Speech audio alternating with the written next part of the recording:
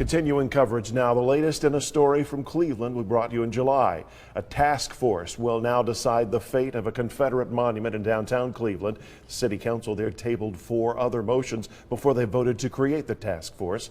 Our Meredith Aldis joins us live in the studio with more about the decision and reaction from those who want the statue removed. Meredith.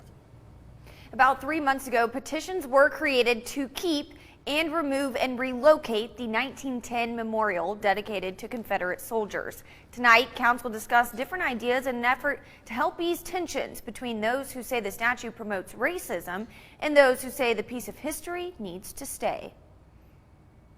It makes black people uncomfortable because it completely disregards the history of them being enslaved. The group Emancipate Cleveland has been protesting almost every night for 3 months, they say. The statue was erected by the Daughters of the Confederacy and was dedicated in 1911.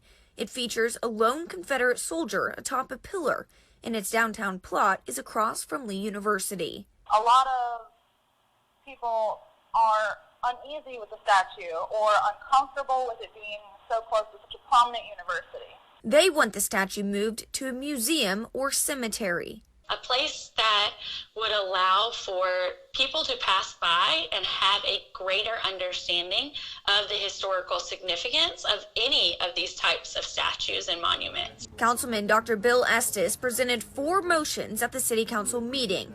The first was to restore a Grand Army of the Republic Union monument that sits in Fort Hill Cemetery, then move it next to the Confederate statue and add a plaque between the two for context.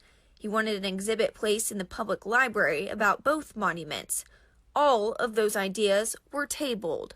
That is not what we have wanted from the beginning, so I was happy to see that CMG finally decided to hear us. He added an item to the agenda, creating a task force. Originally, many council members wanted to delay it 30 days.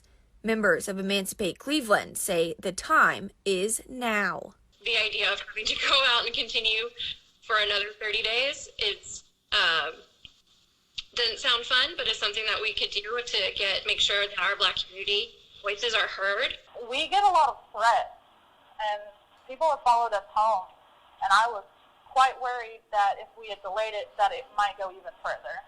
The community is reportedly divided on the future of the monument, as was the council. The task force plan passed by a vote of 4-3. Tension isn't going to go away, I realize that, but I'm glad to see it being addressed politically at least. I hope that this is kind of just a first step into listening to the Black community in Cleveland. In the next City Council meeting, the board will discuss who will be on the task force. Reporting live in studio, Meredith Aldis, Channel 3 Eyewitness News.